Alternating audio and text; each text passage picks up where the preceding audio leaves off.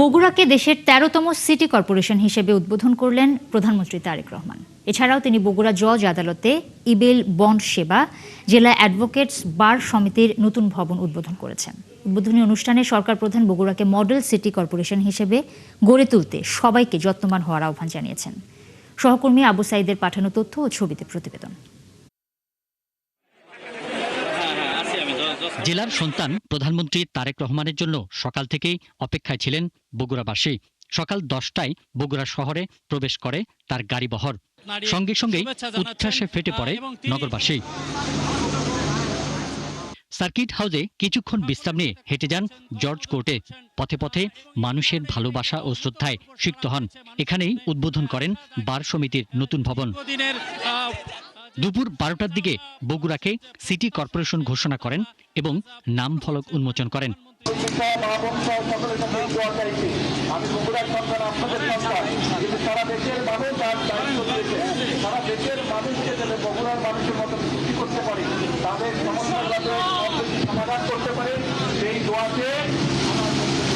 এ সময় তিনি বগুড়া সিটিকে গড়ে তুলতে নগরবাসীর সহযোগিতা চান।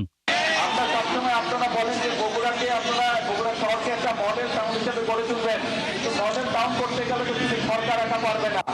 এলাকার মানুষ, শহরের মানুষ যদি চেষ্টা না করে, শহরের মানুষকে একসাথে কাজ না করে, তাহলে তো সম্ভব না হয়। আমরা এখানে অনেকে ছোট ছিলেন, বড় হয়েছেন, কিন্তু মুরব্বী যারা আছে তাদেরকে জিজ্ঞেস করবেন 1 থেকে 6 পর্যন্ত আমরা কিভাবে মোটামুটিভাবে শহরে বহু কাজ করেছিলাম। এলাকার মানুষের প্রত্যাশা প্রায় 2 দশকের বন্ধ্যাত্ব কাটিয়ে এবার বগুড়া উন্নয়নের ধারায় যুক্ত হবে। আমরা খুবই আনন্দিত এবং আমাদের যে তারেক রহমান যে ওয়াদা দিয়েছিল সে ওয়াদা আজকে সে পূরণ করতেছে। আমরা বগুড়াবাসী খুবই ধন্য।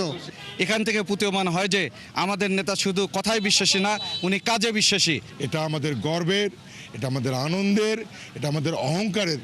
প্রধানমন্ত্রীর এ সফর ঘিরে বগুড়া শহর সহ আশপাশের এলাকায় উৎসবমুখর পরিবেশ সৃষ্টি হয়। পিন্টু হাজং, ৭১।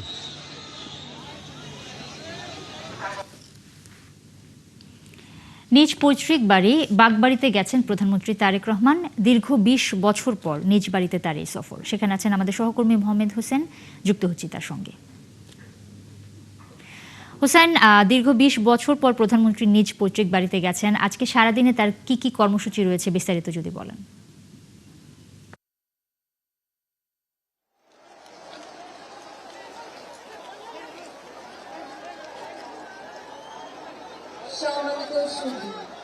নুসরাত, বিএনপি চেয়ারম্যান প্রধানমন্ত্রী তারেক রহমান মাত্রই শহীদ জিয়া ডিগ্রি কলেজ মাঠ, অর্থাৎ যেখানে ফ্যামিলি কার্ড বিতরণ কর্মসূচি হবার কথা রয়েছে, ঠিক সেই কর্মসূচির স্থলে তিনি এসেছেন এবং এখানে যারা উপস্থিত রয়েছেন সর্বসাধারণের উদ্দেশ্যে নেতাকর্মী সহ সর্বস্তরের মানুষের। সবাই ভালো, বাগবাড়ি বেশি ভালো, সবাই দোয়া করেছিলেন আমার জন্য। হ্যাঁ, ওই জন্যই তো আল্লাহর রহমতে আপনাদের দোয়া লেগেছে, সেই জন্যই তো আজকে আপনাদের মাঝে আবার ইনশাল্লাহ ফিরে আসছি আমি। ভালো আছেন সবাই না? আচ্ছা, আমরা অনুষ্ঠান শেষ করি, তারপর 2টা কথা বলবো আমি, তার আগ পর্যন্ত কিন্তু যাওয়া যাবে না, ঠিক তো? টিকাদান ক্যাম্পেইন কর্মসূচিতে তিনি অংশ নিয়েছেন এবং এর পরবর্তীতে তিনি কিন্তু খাল খনন কর্মসূচি, চৌকির দহ একটি খাল রয়েছে, চৌকির দহ খাল খনন কর্মসূচিতে তিনি অংশ নেবেন। আপনি জানেন যে বিএনপি তার নির্বাচনী প্রতিশ্রুতিতে ফ্যামিলি কার্ডের উদ্যোগ গ্রহণ করেছিল। ফ্যামিলি কার্ড এর মাধ্যমে নারীদের ক্ষমতায়ন, আর্থিক সচ্ছলতা আনয়নের যে উদ্যোগটি গ্রহণ করেছে সেটি অনেক আগেই সেই কার্যক্রম শুরু করেছে। আজকে বগুড়ার এই যে দিনব্যাপী যে তার যে সফর এবং প্রত্যেকটা কর্মসূচিতে তিনি অংশ নিচ্ছেন, আজকে এই ফ্যামিলি কার্ড কর্মসূচিতে তিনি অংশ নিয়েছেন এবং এখানে 9 শতাধিক নারীকে ফ্যামিলি কার্ড দেওয়া হবে। তিনি মাত্র সমাবেশের মঞ্চে এসে উপস্থিত হয়েছেন এবং এর পরে পাশেই চৌকির দহে একটি খাল রয়েছে, যেটি শহীদ রাষ্ট্রপতি জিয়াউর রহমান তার সময়ে খাল খনন করেছিলেন। এটি পুনরায় খনন করবেন প্রধানমন্ত্রী তারেক রহমান। স্থানীয় জনসাধারণকে সাথে নিয়ে সেই খাল খননে যাবেন।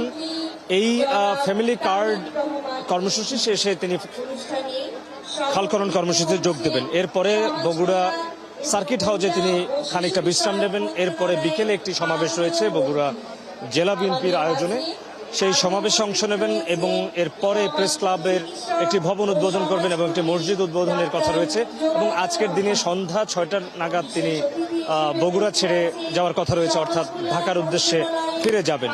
সকাল থেকে তিনি বেশ কিছু কর্মসূচিতে অংশ নিয়েছেন। ভোর 6টার দিকে তিনি গুলশানের বাসভবন থেকে বগুড়ার উদ্দেশ্যে রওনা হন এবং এর পরপরই 10টা কিছুটা পর তিনি বগুড়ায় এসে উপস্থিত হন। সার্কিট হাউসে বগুড়া জেলা প্রশাসক তাকে বরণ করে নেন এবং আমরা যাত্রাপথে যেমনটা দেখেছি সারাটা পথ জুড়ে নেতাকর্মী সাধারণ মানুষ তাকে এক নজরে দেখবার জন্য রাস্তার দুই পাশে তাকে অভিবাদন জানানোর জন্য জড়ো হয়েছিলেন এবং এখানেও আমি ঠিক যেখানে দাঁড়িয়ে আছি শহীদ জিয়া ডিগ্রি কলেজ মাঠ, হাজারো মানুষ নেতাকর্মী তার জন্য অপেক্ষা করছেন। আপনি জানেন যে আজকে তাপমাত্রা ভয়াবহ অবস্থায় রয়েছে, এই তাপমাত্রার অপেক্ষা করে মানুষ বসে আছেন তার কথা শুনবার জন্য, এলাকার উন্নয়নে তার প্রতিশ্রুতি শুনবার জন্য। তো ফ্যামিলি কার্ড ছাড়াও যে খাল খনন কর্মসূচি, এই খাল খনন কর্মসূচি তিনি যোগ দেবেন এবং আজকে দিনব্যাপী প্রত্যেকটি কর্মসূচিতে তিনি অংশ নেবেন। তো নুসরাত, এই ছিল আমার কাছে বগুড়ার শহীদ জিয়া ডিগ্রি কলেজ মাঠ থেকে সবশেষ খবর। অনেক ধন্যবাদ হোসেন আপনাকে। দর্শক, বগুড়া থেকে যুক্ত হয়েছিলেন সহকর্মী মোহাম্মদ হোসেন। প্রধানমন্ত্রী তারেক রহমানের কর্মসূচি নিয়ে তিনি আমাদের বিস্তারিত জানাচ্ছিলেন। জাতীয় সংসদে সংরক্ষিত নারী আসনে মনোনীতদের চূড়ান্ত তালিকা প্রকাশ করেছে বিএনপি। দুপুরে রাজধানী নয়াপল্টনে দলের কেন্দ্রীয় কার্যালয়ে আয়োজিত সংবাদ সম্মেলনে এই তালিকার ঘোষণা করেন প্রধানমন্ত্রীর উপদেষ্টা এবং দলের জ্যেষ্ঠ যুগ্ম মহাসচিব রুহুল কবির রিজভী। পরে সেখানে এক আলোচনা সভায় রিজভী বলেন, গুম অধ্যাদেশের মধ্যে অনেক ফাঁকফোকর থাকায় তা সংশোধনের প্রয়োজন রয়েছে। ফলে এই অধ্যাদেশ সংশোধন করে আরও ভালো আইনে রূপান্তর করার পক্ষে মত দেন তিনি। প্রধানমন্ত্রীর সভাপতিত্বে অনুষ্ঠিত মনোনয়ন বোর্ড সর্বসাকুল্যে 36 জনকে মনোনীত করেছেন, নির্বাচিত করেছেন। হেলেন জেরিন খান, আব্দুল লতিফ খান, নিরুফার চৌধুরী মনি, নজরুল ইসলাম চৌধুরী, নিপুণ রায় চৌধুরী, পিতা নিতাই রায় চৌধুরী, জিবা আমিন খান, আক্তার উদ্দিন আহমেদ।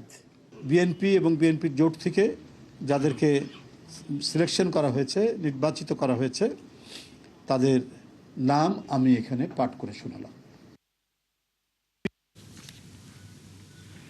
জ্বালানির দাম বাড়ার নেতিবাচক প্রভাব যেন শিল্প খাতে না পড়ে সেজন্য সরকার সচেতন আছে বললেন বাণিজ্য, শিল্প, বস্ত্র এবং পাট মন্ত্রণালয়ের মন্ত্রী খন্দকার আব্দুল মুক্তাদির।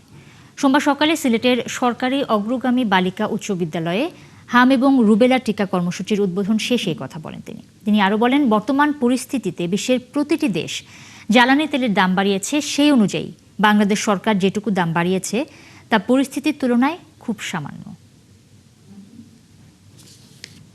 আপনি আশপাশের যতগুলি দেশকে রেফারেন্স হিসাবে নেবেন, প্রত্যেকটা দেশ জ্বালানির এই অস্বাভাবিক মূল্য বৃদ্ধির অভিজ্ঞতা সহ্য করতে না পেরে পাইকারি এবং খুচরা পর্যায়ে মানে ভোক্তা পর্যায়ে মূল্য বাড়াতে বৃদ্ধিতে বাধ্য হয়েছে। এবং উন্নত দেশগুলি যেগুলি, সেখানে মূল্যের অভিজ্ঞতা, মূল্যের বৃদ্ধি স্বয়ংক্রিয়ভাবে রিটেল স্টেজে কাজ করে। এক লাফে জ্বালানি তেলের দাম প্রায় 17% পর্যন্ত বাড়ানোর নেতিবাচক প্রভাব পড়বে অর্থনীতিতে, এমন আশঙ্কা করছেন বিশ্লেষকরা। বলছেন, সরকারের এই উদ্যোগ বাড়াতে পারে মূল্যস্ফীতি, খরচ বাড়বে ব্যবসা বাণিজ্যেও। যদিও ভর্তুকির চাপ কমাতে বিকল্প ছিল না সরকারের হাতে।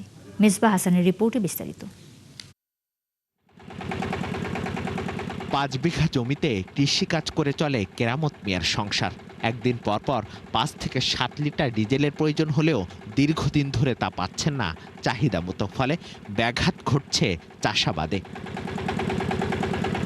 এমন পরিস্থিতিতে লিটার প্রতি ডিজেলের দাম 15 টাকা বাড়ানোই বাড়তি দুশ্চিন্তায় পড়েছেন তিনি। ফলে আশঙ্কা রয়েছে ফসল বিক্রি করে খরচ ওঠানো নিয়ে।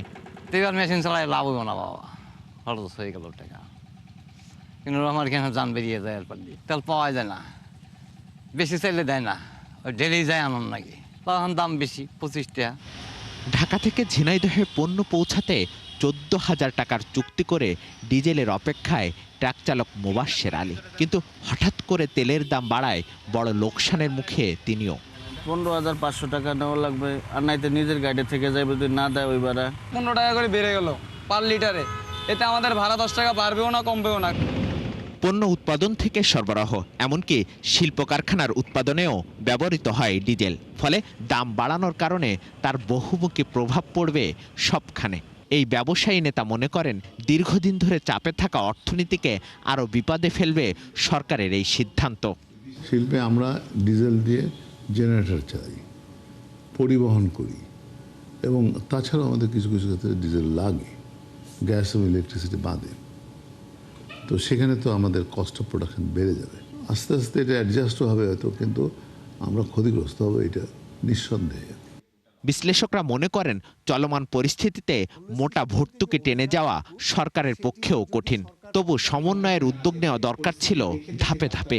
এই উদ্যোগগুলোর মাধ্যমে জ্বালানির প্রাপ্যতা বৃদ্ধির কোনো সুযোগ নেই, বরঞ্চ সরকারের ব্যয়ের, আর্থিক ব্যয়ের যে চাপটি পড়ছে, সেই চাপটুকু কিছুটা সরকার এর মাধ্যমে হয়তো হ্রাস করতে পারেন। ডিজেলের মূল্য বৃদ্ধি এবং পেট্রোল অকটেন মিলে মূল্যস্ফীতিজনিত প্রতিক্রিয়াটি যথেষ্টই বড় হবে বলে আমাদের কাছে আশঙ্কা রয়েছে। সরকার পর্যাপ্তভাবে এটিকে মনিটর না করেন বাজারে মূল্য সমন্বয়ের বিষয়টি, তাহলে যতটুকু যা বাড়ার কথা তার থেকেও হয়তো মূল্যস্ফীতি প্রতিক্রিয়াটি জনভোগান্তিতে আরও বেশি হতে পারে। সংকট উত্তরণে এই খাত নিয়ে দীর্ঘমেয়াদী পরিকল্পনার পরামর্শ বিশেষজ্ঞদের। মিসবাহ হাসান, 71, ঢাকা। দেশে জ্বালানি তেল বিক্রির সরবরাহ বাড়িয়েছে বাংলাদেশ পেট্রোলিয়াম কর্পোরেশন বিপিসি। আজ থেকে অকটেন 20% ও পেট্রোল ডিজেল 10% হারে বেশি সরবরাহ করা হচ্ছে। এক বার্তায় বিপিসি বলছে, চাহিদা বিবেচনায় ডিলার এবং ভোক্তা পর্যায়ে জ্বালানি তেলের সরবরাহ বাড়ানোর নির্দেশনা দেওয়া হয়েছে। এই অনুযায়ী আজ থেকে দৈনিক 13,048 metric ton diesel, 1,511 metric ton petrol এবং 1,422 মেট্রিক টন অকটেন বিক্রি করা হবে। এর আগে বিশ্ববাজারের সাথে সামঞ্জস্য রেখে সহনীয় পর্যায়ে তেলের সরবরাহ বাড়ানোর সিদ্ধান্ত নেয় সরকার। এতে মিশ্র প্রতিক্রিয়া জানান ভোক্তারা। এদিকে জ্বালানি তেল নিয়ে এখনও ভোগান্তি কাটেনি। পাম্পগুলোতে দীর্ঘ সময় ধরে অপেক্ষায় থেকে ক্ষুব্ধ গ্রাহকরা।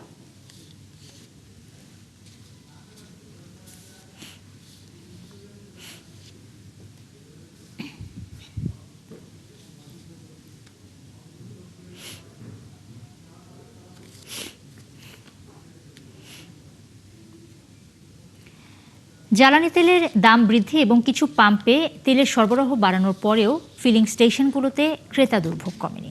এই পরিস্থিতিতে তেলের সরবরাহ আরও বাড়ানোর দাবি জানিয়েছে যানবাহন চালকরা। তবে পাম্পের কর্মীরা বলছেন, একই ব্যক্তি ঘুরে ফিরে বারবার তেল নিচ্ছেন, যে কারণে সারাদিন মোটরসাইকেলের সারি একই অবস্থায় থাকে। সারা দেশ থেকে সহকর্মীদের তথ্য ও ছবিতে প্রতিবেদন।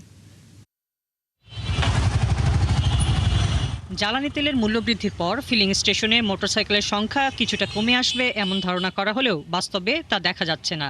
সকালে ফেনী শহরের আব্দুল কুদ্দুস ফিলিং স্টেশনেও দেখা গেছে মোটরসাইকেলের দীর্ঘ সারি।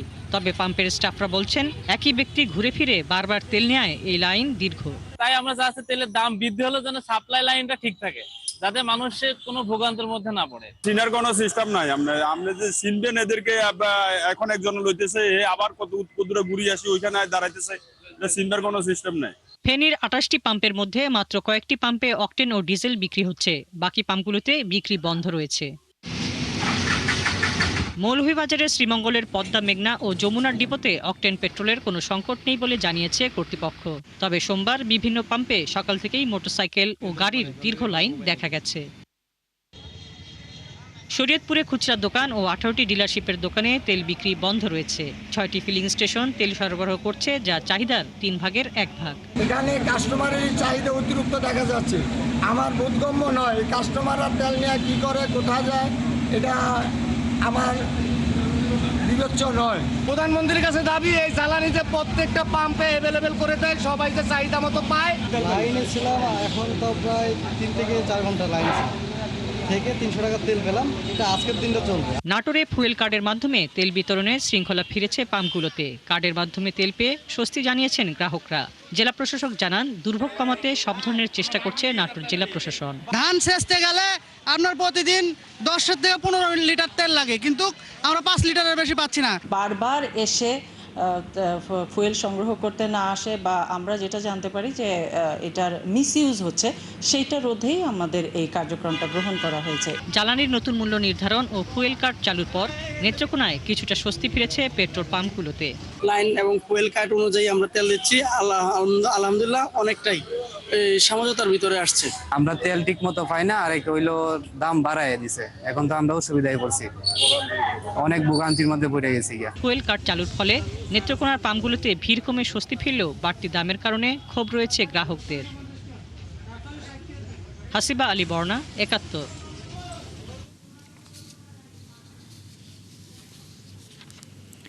আগামীকাল থেকে সারা দেশে শুরু হচ্ছে এসএসসি ও সমমানের পরীক্ষা। এতে অংশ নিচ্ছেন 18,57,344 জন শিক্ষার্থী। এর মধ্যে ঢাকা বোর্ডে পরীক্ষায় বসছে প্রায় 3.5 লাখ শিক্ষার্থী। রাজধানীতে যানজটের বিষয়টি মাথায় রেখে সকাল 8টা থেকে পরীক্ষা কেন্দ্রে প্রবেশের সুযোগ নিশ্চিত করা হচ্ছে বলে জানিয়েছেন শিক্ষামন্ত্রী এহসানুল হক মিলন। প্রশ্ন ফাঁস কিংবা জালিয়াতি চক্রের কোনো তৎপরতা দেখা গেলে তাদের বিরুদ্ধে ব্যবস্থা নেওয়া হবে বলেও হুঁশিয়ারি দিয়েছেন শিক্ষামন্ত্রী। করছি সাইবার ক্রাইমে যারা করবে, যারা প্রশ্নপত্র থানা থেকে বা ট্রেজারি থেকে উত্তোলন করবে, তাদের ফোন নাম্বার রেখে তারা কোনো ক্রাইম করছে কিনা তাদের লিস্ট আমরা নিয়েছি। আমরা প্রত্যেকটা পরীক্ষা কেন্দ্রের থেকে তাদের যে সিসি ক্যামেরা রয়েছে, এগুলি সচল না অচল, বাউন্ডারি ক্যামেরাগুলো, এগুলি সব আমরা মনিটরিং করার জন্য নিয়েছি এবং আমাদের মনিটরিং সেল এই রুমে থাকবে, আমাদের মাদ্রাসার কনফারেন্স রুমে থাকবে, আমাদের প্রাইমারি এডুকেশন কনফারেন্স রুমে থাকবে। আমরা মনিটরিং সেল করেছি, সেখান থেকে আমরা মনিটরিং করব।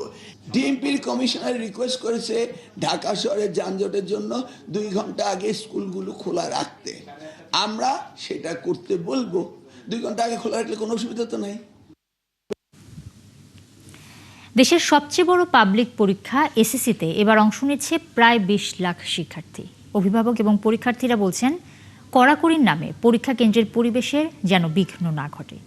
সৃজনশীল পদ্ধতিতে নকলের তেমন কোনো সুযোগ নেই বলে মনে করছেন তারা। তবে শিক্ষামন্ত্রীর বারবার নকল নিয়ে কথা বলাকে স্পর্শকাতর বলে মনে করেন একজন শিক্ষাবিদ। জুলিয়া তানহার প্রতিবেদনে বিস্তারিত। 21 এপ্রিল থেকে শুরু হচ্ছে এসএসসি ও সমমান পরীক্ষা। এবারের ব্যাচের প্রায় 20 লাখ শিক্ষার্থী প্রথমবারের মতো কোনো পাবলিক পরীক্ষায় অংশ নেবে, কেননা তারা কেউ পিএসসি কিংবা জেএসসি পরীক্ষায় অংশ নেয়নি। Dhaka residential model school and college থেকে এবার এসএসসি পরীক্ষা দিচ্ছেন সাবরিন মাহমুদ ইথান। প্রস্তুতি ভালো হলেও পরীক্ষা কেন্দ্রের পরিবেশ নিয়ে দুশ্চিন্তা তার। তো এটা আমাদের ফার্স্ট বোর্ড এক্সামিনেশন। এর আগে আমরা পিএসসি আর কোনো জিএসসি দিতে পারিনি করোনা বা নিউ কারিকুলামের জন্য। তো এটা আমাদের জন্য একটা প্রথম এক্সপিরিয়েন্স হবে। বোর্ড এনভায়রনমেন্টটা আমাদের সবার জন্য কেমন হবে এটার বিষয়ে আমরা কেউই শিওর না। এদিকে নির্বাচিত সরকার আসার পর প্রথমবারের মতো পাবলিক পরীক্ষার বড় আয়োজন। এক সময়কার শিক্ষা প্রতিমন্ত্রী এখন পূর্ণমন্ত্রীর দায়িত্বে। এই পরীক্ষা নকলমুক্ত রাখার বিষয়ে বেশ সোচ্চার তিনি। তোমরা কেমন আছো? ঠিক মতো লেখাপড়া করছো? করতে হবে, নকল আর হবে না। একই বিষয় বারবার তুলে ধরার নেতিবাচক দিক নিয়ে উদ্বিগ্ন অভিভাবকদের কেউ কেউ। তবে এতে তেমন প্রভাব পড়বে না বলে মনে করেন শিক্ষকরা। এইবার ওদের এটা ফার্স্ট পাবলিক পরীক্ষা, সেক্ষেত্রে আমি মনে করি আরেকটু শিথিল হওয়া ভালো। এক্ষেত্রে ওদের মানসিক একটা চাপ পড়বে। তাছাড়া ওরা তো মোটামুটি পড়াশোনায় ভালো করবে ইনশাল্লাহ। সৃজনশীল পদ্ধতিতে নকল যে জাদুঘরে চলে গেছে সেটা সে জানেই না, সে এখনও সেই নকল নিয়ে এসে কথাবার্তা বলতেছে। বিষয়টা আসলে অনেক ইনফরমেশন গ্যাপ। নকলমুক্ত পরিবেশ সবসময় আগে থেকেই ছিল। আমার কাছে যেটা শিক্ষার্থীদের মনের উপরে চাপ, যদি এটা আমার মনে হয় সামাজিক যোগাযোগ মাধ্যমে এটা বেশি অতিরঞ্জিতভাবে প্রকাশ করা হচ্ছে। এদিকে একজন গবেষক জোর দিলেন ভবিষ্যতের দিকে। পুরো শিক্ষা ব্যবস্থা নিয়েই নীতি নির্ধারকদের চিন্তা ভাবনা করার পরামর্শ তার। শিক্ষা সংস্কারের দিকে বেশি মনোযোগ দেওয়া, কেননা আমাদের সিলেবাস কোনটি, সিলেবাসটাকে নিয়ে আসতে হবে, আধুনিক করতে হবে, মার্কেট ওরিয়েন্টেড সিলেবাস বানাতে হবে, যার মাধ্যমে বাচ্চারা সত্যিকার অর্থে পড়াশোনা শিখবে। তার মতে পাবলিক পরীক্ষা যেমন সফল করতে হবে, তেমনি শিক্ষা ব্যবস্থায় নীতি নৈতিকতা প্রতিষ্ঠা করা খুবই জরুরি। শিক্ষকরা যদি নৈতিকভাবে মোরালি স্ট্রং হয়, এমনিতেই ক্লাসরুমে নকল হবে না এবং শিক্ষকরা যদি ক্লাসরুমে তারা এফিশিয়েন্ট হয় এবং ডেলিভারি ঠিকমতো করতে পারে, বাচ্চাদের নকলের প্রয়োজন পড়বে না। জুলিয়া তানহা, ৭১, ঢাকা। দর্শক, কিছুক্ষণ আগেই জানাচ্ছিলাম জ্বালানি তেলের দাম বৃদ্ধি এবং কিছু পাম্পে তেলের সরবরাহ এরই মধ্যে বাড়ানো হয়েছে। জ্বালানি তেলের পরিস্থিতির খবর জানাতে আমাদের সাথে এই মুহূর্তে যুক্ত হবেন সহকর্মী রাকিব হাসান। রাকিব, সরবরাহ বাড়ানোর পর পেট্রোল পাম্পের আজকের চিত্র কেমন দেখছেন এবং সেই সাথে যদি বলেন যে গ্রাহক এবং মালিকদের কোনো প্রতিক্রিয়া পেয়েছেন কিনা?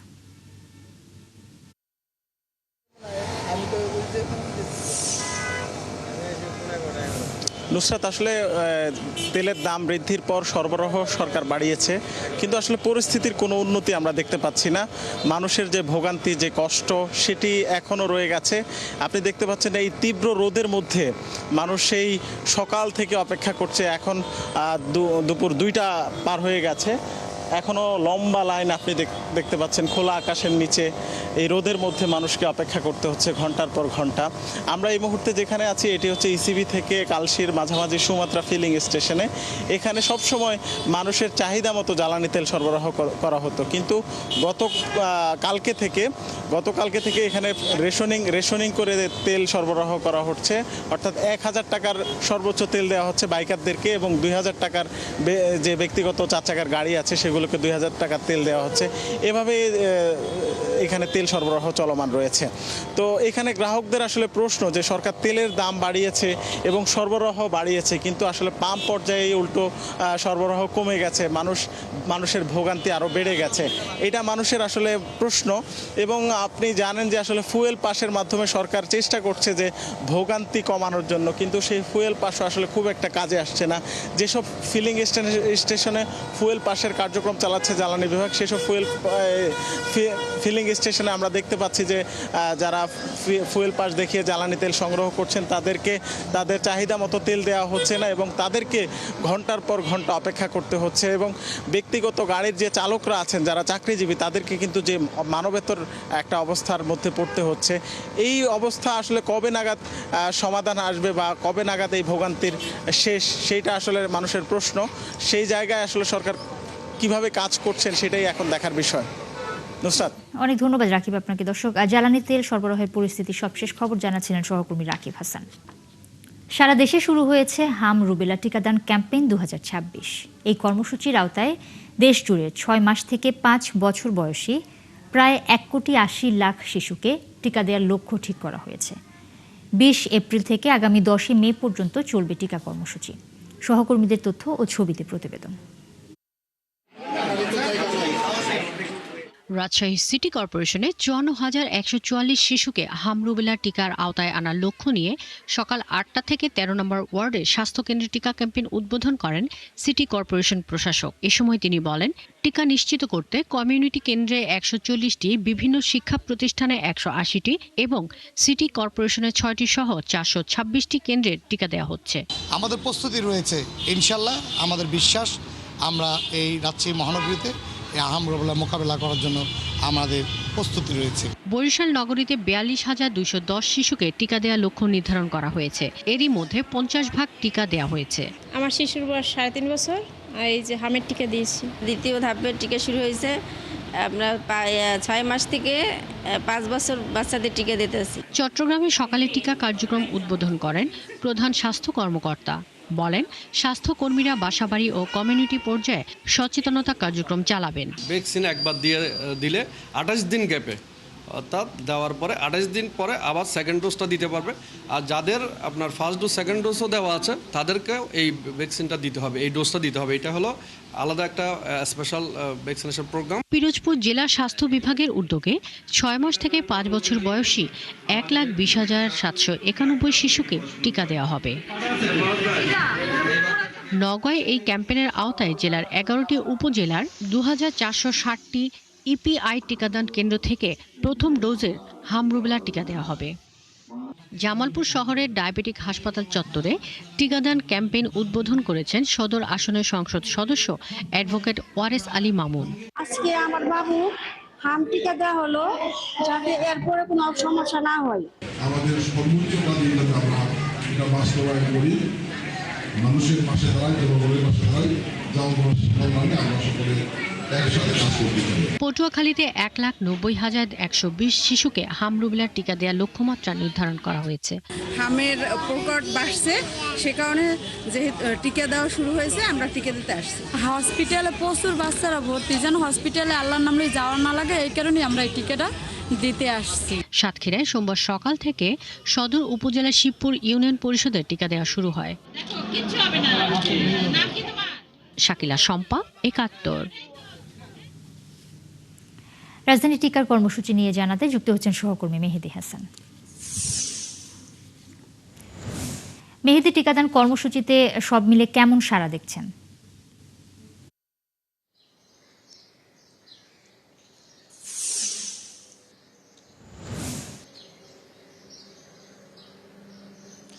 নুসরাত, আমি সকাল থেকে নারায়ণগঞ্জ এবং ঢাকার বিভিন্ন টিকা কেন্দ্রে ঘুরে বেরিয়েছি, যেখানে সকাল ৮টা থেকে আজকে আপনি জানেন যে পুরো দেশে একযোগে টিকা কার্যক্রম শুরু হয়েছে হাম রুবেলা প্রতিরোধে, হাম রুবেলা টিকা।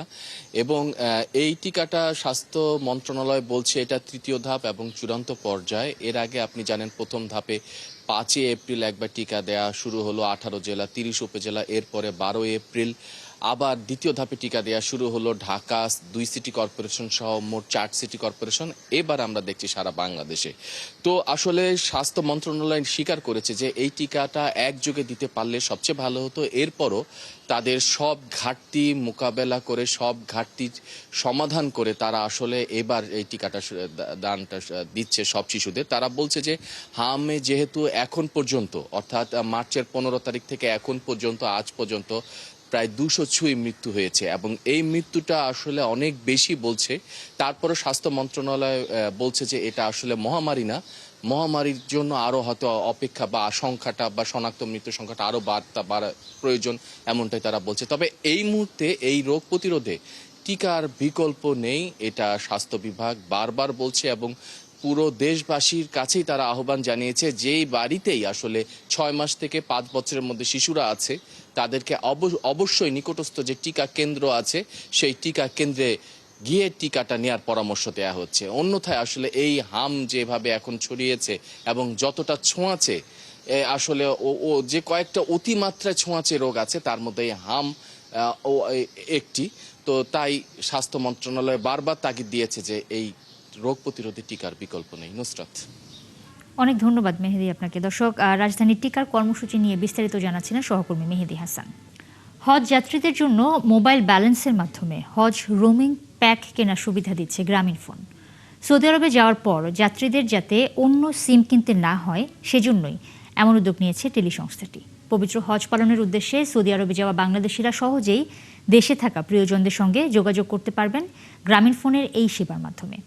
এসে বাপ্পির ছবিতে মামুন হোসেনের প্রতিবেদন।